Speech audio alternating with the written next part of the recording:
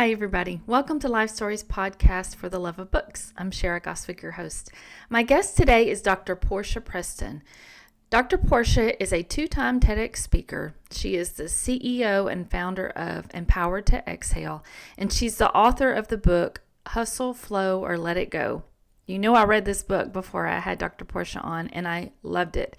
This is a great book for anyone who is in the midst of life, whether it's business or being home or an entrepreneur or whatever it is that you're doing. You don't want to get burnout. You haven't taken time to stop and check on your own wellness, and you want to do that. This is a great book for that. She has set it up to really be helpful. She's got great resources. She offers great advice and ways to take steps to just stop and pause and check yourself. I think we all need to do that. And I don't know about you, but I'm always in a hurry. I always want to get to the next thing. And I don't always stop and think about, okay, how am I feeling? How am I doing? What all stress am I holding on to that is going to cause a problem if I don't take care of it? These are all very important things. And I really loved this conversation, but this is a great book. I encourage you to get it if you feel like you fit into one of those categories. Thanks for being here. I'm so thankful I get to talk to you today. I read your book. It's been a minute, but I took lots of notes when I was reading because I think what you talk about in your book is so important. Hustle, flow, or let it go. I think we're all hustling to some degree in some area. And I was interested, number one, because sometimes hustle has a negative connotation. You know what I mean? But that's not what you talk about. We're all hustling somehow. So tell me how you got to the point of writing this, and what does it mean? What did you want people to understand about hustling and Sure. the rest? Well, thank you for that. I feel like I struggled for a long time to try to slow my hustle down, and I would inevitably get back to that fever pitch again, and I would just keep feeling bad about myself. And something that I've come to realize is this isn't me saying, "Hey, I want to run at a fever pace." A lot of it is internalized. Yeah. Some of it comes from within, it's my own neurodivergence, but a lot of it is this is what I've been conditioned to do by society, and it's gotten reinforced to a level where sometimes even if I want to stop, I can't. Yeah. There are days where I enjoy it, and then there are days where it completely overwhelms me, but I needed to have a healthier relationship with my reality Mhm. instead of trying to push myself into this narrative that honestly didn't describe me at all. Yeah. I feel like this book could be for everybody because it doesn't matter what you're doing. We all get inside our heads. We all hear those negative little talk, about not being good enough or don't have enough time or all the things. But it doesn't matter what career you're in or whatever you're doing. I really think this is for everybody. But you also developed, just as a side note, Empowered to Exhale. Tell me about that because that was before you wrote the book. Yes. So the idea for this came about because I had always had a vision of really helping to empower other people. But what I realized we needed most was the ability to develop safety within ourselves Mhm. and to enter spaces where we didn't have to be alone with the things that we usually keep hidden. And there were some personal stories of people that I lost through mental health struggles. Yeah. And this is a way in which I feel I'm honoring them by making it safe for other people to have those conversations. Yeah. You were very honest and vulnerable in that book, and I loved that because, we don't wanna hear from somebody who's got it all figured out. They're all perfect, and they've got it figured out, and just do it like me, and you can get it right.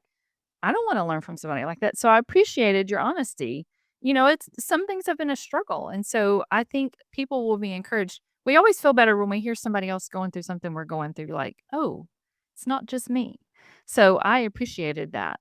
So, for people that are feeling busy and they're hustling and they're doing the things, what are some small steps that they can take to become more sustainable in their wellness? Because it's all about wellness for you, shame-free wellness. Age-free wellness. Yes.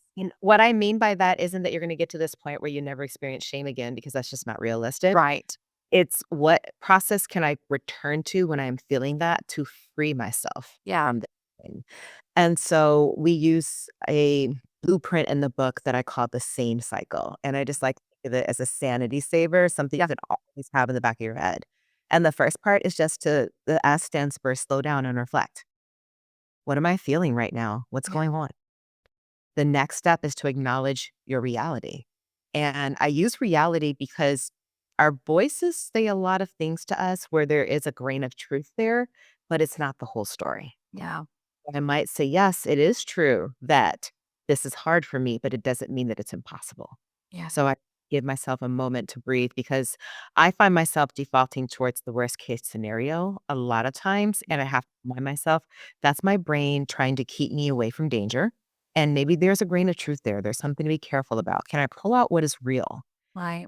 The N stands for navigate with intention. And the reason I had to come up with this step, the entire time I was working on the book, I kept thinking, how am I gonna help people get to their process that works for them? How am I gonna help them Right. get that outcome that they want?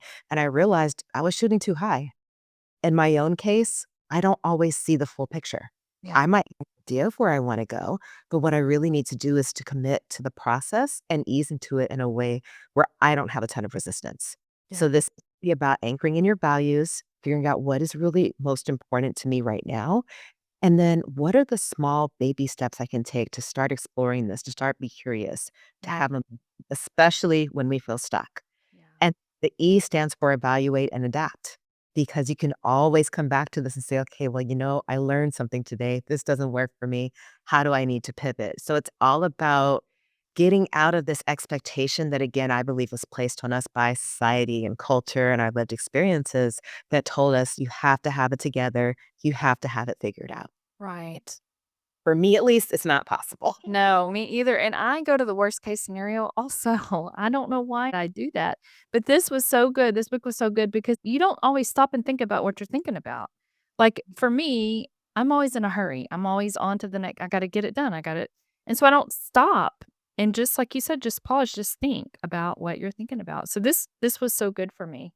What about people who are perfectionists? They want to get it perfect. They want just like you just said, we feel like society wants us to get it all right, and a lot of times we do internalize those expectations. What can somebody do to kind of begin to let go of that? Well, I think it's really about awareness because if we put pressure on ourselves, oh, I'm not going to be a perfectionist anymore. I'm going to let things go. Now we're going to have shame when we can't do that. Right, exactly.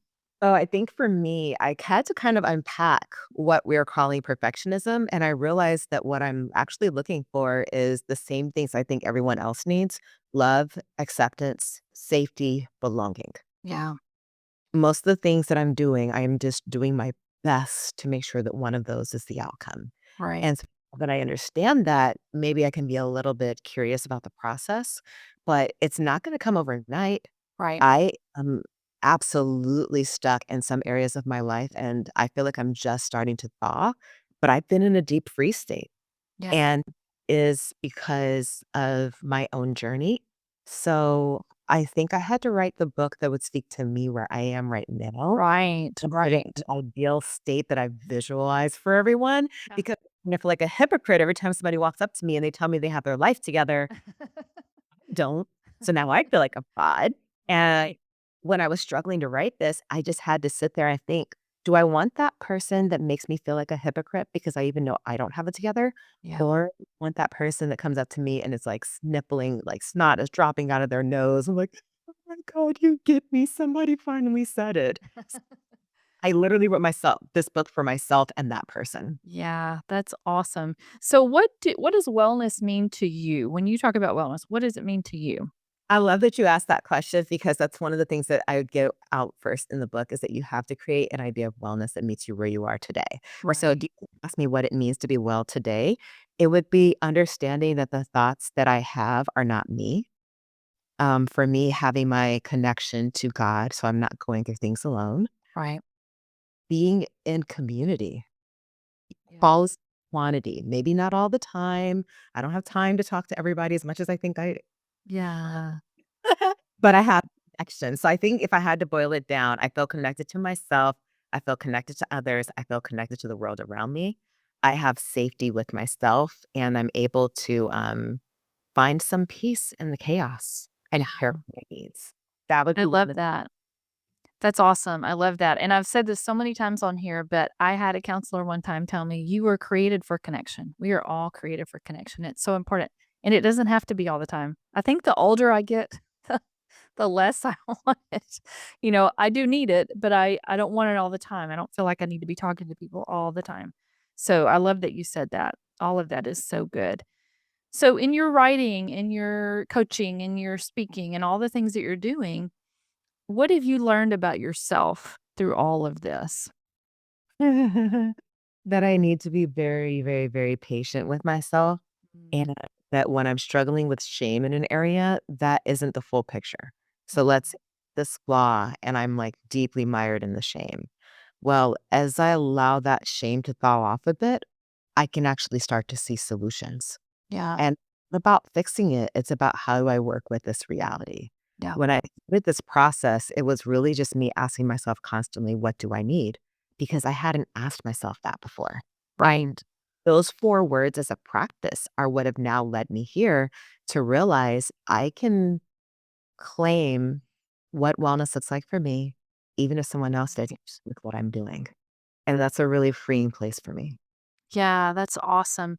I think in our society, I mean, social media has made it worse, I think, because we have so many people who, of course, we just see the highlight reel, but people that are offering, you can look like this and you can do this and you can, they make it look like it's all attainable and it's not all attainable. And I think I just think what you're doing is so important. We do need to work on our wellness and it's okay to stop and take care of ourselves. It doesn't mean we ditch our responsibilities. It doesn't mean we let go of all the other people in our life. I'm the most important. I'm gonna do me. It's just important that we do take care of ourselves and we look at our wellness. We need to do that. I loved it, and what I loved, you have the little mini retreats at the, end of each chapter. This book is like a class. I mean, it's not just a little book you read, "Oh, this was so encouraging, it's good." No, somebody could take this book and really spend some time helping themselves, and I just love that. I love those mini retreats. Give an example of one of what you talk about in the mini retreat. You know what? I'm gonna be very honest in my process because this is how I use the book now that I've, like, written it. Yeah. Uh, I will look at the table of contents and I will ask myself, "Where do I need to go today?" And I will just look at the chapters, and, I have one in mind because I am teaching this in my class. That's awesome. I need to get in touch with my students because, that's where my free state has been, honestly, really trying to create a meaningful, connected learning experience. Yeah. And today I'm opening up mini retreat number 2, Honor Your Unique Brain. Awesome. And what I'm thinking about in this moment is how hard it's been for me recently to own and accept the limitations that I have. Mhm. And I feel like I'm starting to thaw out a bit. And so in these 5 pages, I can come back and the first quote that jumps off to me says, "A culture of toxic productivity requires us all to wear heavy masks." Wow. And I realize I didn't do this to myself. Yeah. So then it talks and it's only, all of my mini retreats are typically no more than 5 pages. Right. So it's fine to be something you can read, Sure.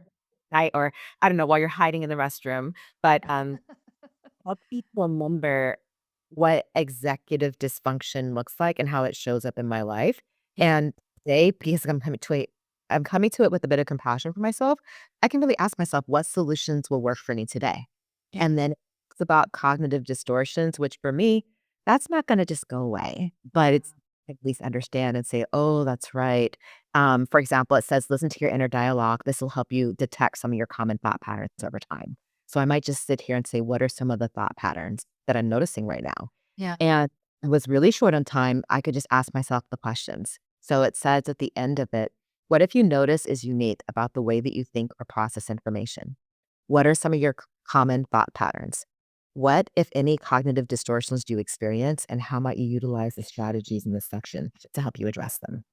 I love that you talk about your unique brain because we're all different. We all think differently. We're going to process things differently. We're going to produce things differently. Like I loved that. I thought that was so good. Do you speak to a lot of people in businesses like leaders in business? You do. So how do you help them help the people that are working for them? to maybe provide sustainable wellness for their organizations or their employees?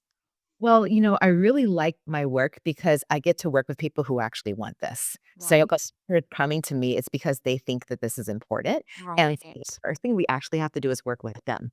Yeah. There are a lot of kind leaders who want to take care of their people, but then they can't really make that shift for themselves. And Right. the whole idea of a work martyr is people who are just out there and they're mirroring what they're seeing. Yeah. It doesn't matter if you tell them to take a break. If you're not taking a break, they're not taking a break. Yeah. It could be people pleasing, but it also could be security from wanting to get ahead on Right. Right. toes. And for a lot of people, the hustle is just baked into their life. They can't escape that, right? Yeah. If you really care about your people, I think the first thing that you have to do is acknowledge the realities of your culture. Right. We say we want to be this. And maybe in Yeah. some ways we are that. But what are some of the areas that we honestly need to work on? And if there's an organization that doesn't feel like they need to work on wellness, then it's not a fit for me. Right. Exactly. Exactly. I think, cultural humility, we use that a lot in public health. It's this idea that, we wanna center the experience of the patient, and we are always learning. So, Right. let's say to that leader, can you center the experience of the people that show up every day to serve your organization, fulfill their mission, Right. their needs, right? And so And chapter 7 really talks about that. We look yeah. at factors that, support well-being in the workplace. Yeah. Help your people understand which priorities are important to them. We talk Right. about things like work-life integration, work-life harmony, or connection, meaning. People have different needs. Yeah. And so I always tell companies, don't ask questions that you are not willing to follow up on when we get a Yeah. survey and we don't actually take action. The other thing I tell them is to be transparent. If people come to you and say, "These are our needs," then say, "Okay, here." First of all, validate everything, even if you Right. can't. And then second, think about what would be most meaningful in the short term that we can do. Yeah. What if that we need more resources or we have to advocate to a higher level to do in the medium or long term? But Yeah. I just a lot of people, um, come into a leadership position and they don't feel safe being transparent, don't want to disappoint people. And that's a excited way to see it. Transparency is about being honest about what you can and cannot do. Because Right. even if you don't address it, people are looking at it and they're like, the writing's on the wall. That's so good. I hope lots of businesses are learning from that. I'm gonna look at my notes, and I apologize for this, but I wrote it down when I was reading, and it was so I just stood out to me. You talked about being diagnosed with kidney disease and how it made you slow down. You had to slow down, but you were just getting into your career when this happened. And what you said was, and I thought this was so good, you said, "Did I want my identity or did I want to live?" Oh my gosh, how many people, maybe they don't have that same diagnosis, but put themselves in that situation. Okay, I have to make a choice. Do I want this or do I want my wellness, my health? What was that like during that time for you? It was very hard because, I feel like I've had several careers in my lifetime, and this was the second. So I'd already, worked for the federal government. I had been through school. So I honestly felt like I was supposed to be kind of settled and in my stride. And instead, what I got was here's a chronic illness 2 months before I start this job. 6 weeks into the job, here's a blood clot. Right. And I didn't want to slow down. I was forced to. Yeah. When you're on disability leave and the only thing you're doing every day is working on, managing your nutrition, Mhm. recovering from a blood clot and getting into remission for kidney disease, that kind of makes you wake up, and that's Yeah. when I realized I have to do wellness in a different way. Yeah. Now, just a few weeks ago, I did my first live news segment, Oh, and it wow. was fantastic, but an hour later, my body crashed, and I was out. Oh gosh. So, I'm learning even in this season, what is it going to look like for you to do this work in a meaningful way Yeah. that doesn't compromise everything that you already have? So I think what I would say to that is that I never truly slowed down. Right. I think there are periods where it's fair to say I did that. But talking to a person who eats the hustle for breakfast because Yeah. that I do. And, so I have days where I stare at the wall and I can barely move unless Mhm. something to be accountable to. I need body doubling. I really am living with autism and Mhm. ADHD. Yeah. So I just wanna do justice to that answer Yeah. by telling you it has been an ongoing cyclical process since that time. And I Yeah. think it started with the kidney disease, but it has continued with every health issue I've been through. Yeah. And always be something that I'm dealing with. Even if I look amazing on the outside, I know I Right. better go to the dentist today because the crown I fixed last week just went loose again Uh-oh. out of town and I couldn't do anything about it. So it's Yeah. important for me to demystify that so that people don't hear, oh, well, she had kidney disease, but now she's fine. It's a Right. lot hated than that. And I think what I want people to walk away with is I want to do this in a sustainable way so that Yeah. I don't abandon myself when I Right. need myself the most in Yeah. any area of my life, whether it's my health, my finances, my spirituality. Can I work towards having a safe place to come back to? Right. There's so much wisdom in that because, like I said earlier, everybody's hustling. We're wanting to get stuff done and doing, and so stopping and taking care of ourselves is not it's not easy and it's not something we want to do. So I loved that you shared that about your life because somebody is encouraged by that. They're realizing it's okay. And not only is it okay, it's necessary. So another thing you talked about was taking time for yourself and you wanted it to be the perfect time, but there's never the perfect time. Who tell somebody who's listening who knows they need to take a break or they need to get away or they need to do something, but they're just putting it off because there's just never a perfect time for it. What can you encourage somebody in that? I would love to speak to that because I just went through a shift. As a Black woman, I came to the understanding that I believe we gravitate towards performance Mhm. in our professions in academia because that is what gets rewarded. And Right. if that is the thing you're going to get rewarded for, then you are always going to put your best energy there. Sure. Um, we pour a lot into our families because we know that if we don't build an ark that can hold everyone, we will all drown. Right. And that is why we end up showing up in spaces that we are not truly available because we're capable. Yeah. And I have to own that that is always going to be a strain for me. I'm Yeah. always gonna feel like I should do more and, "Oh, I'm not good because I didn't finish my to-do list." And I wanna take a step back now and I ask myself, "What do you need?" I need to harvest joy. Yeah.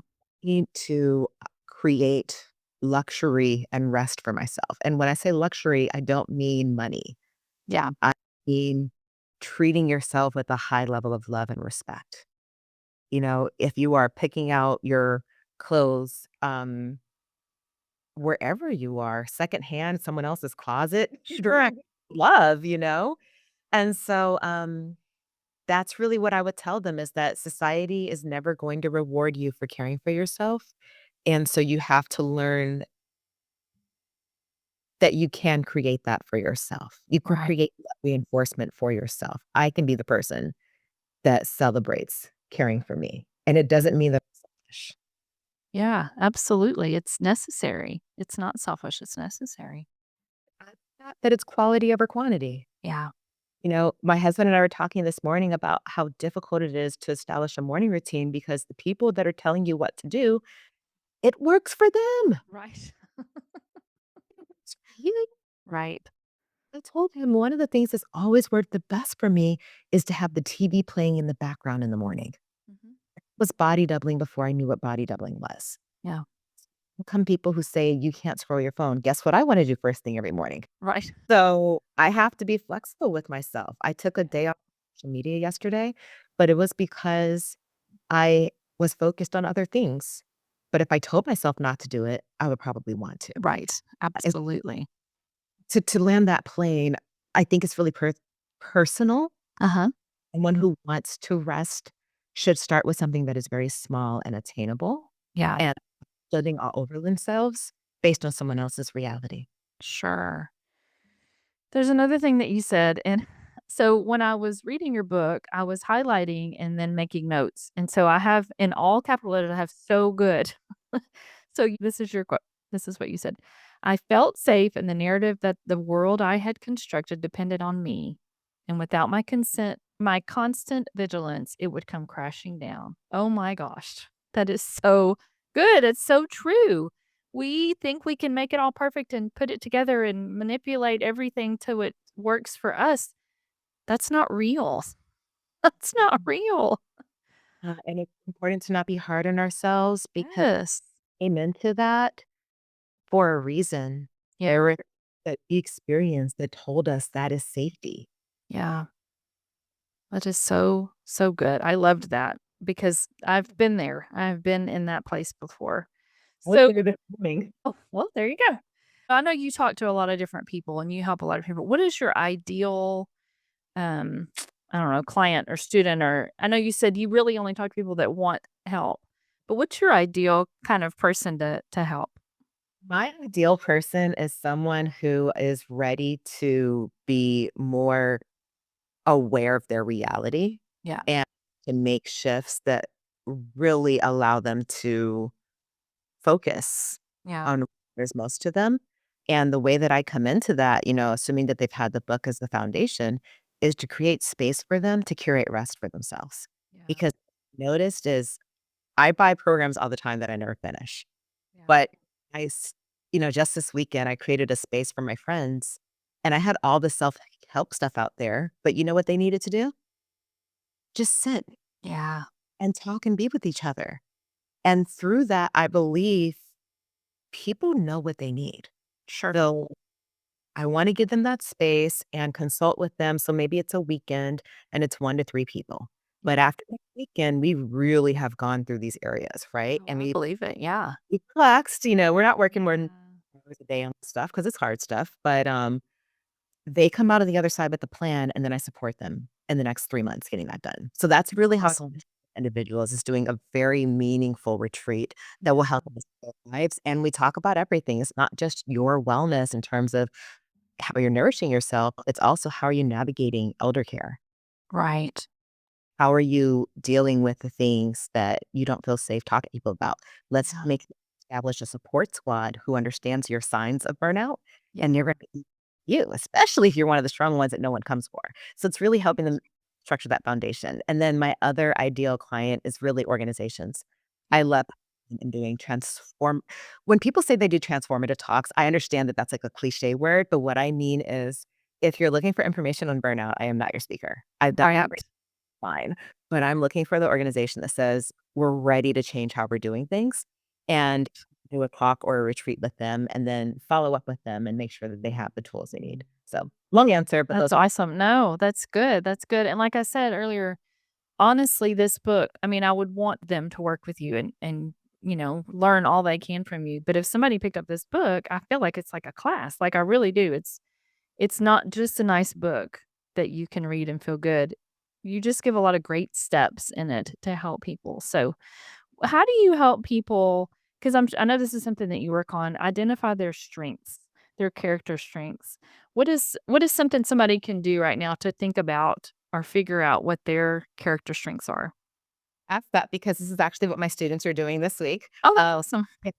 So we use the VIA, which is the signature strength survey. Mhm. And you have the time, it's free. It's 240 questions, but they go through the 24 character strengths Yeah. that really become our values in action.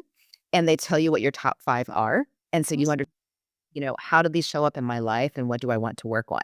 Yeah. I keep myself going many days with my intentions by thinking about what strengths do I want to tap into? What 3 strengths? Yes. So that is definitely a good way. If you don't have time, I would say go to their website, download the strengths, Yeah. look at it, and just ask yourself, which 3 of these do I want to address this problem, this situation with? So for me, Awesome. honesty is always a big one. Right. Um, integrity, I don't think is on their list, but that's a huge one for me. Yeah. Accountability. So, I kind of play around with it, but it's a really good way I found, especially with executive clients, if they're Mhm. difficulties in their workplace, Yeah. we have that if we can find a way for you to lead from your strengths, they can usually Yeah. get through the direction.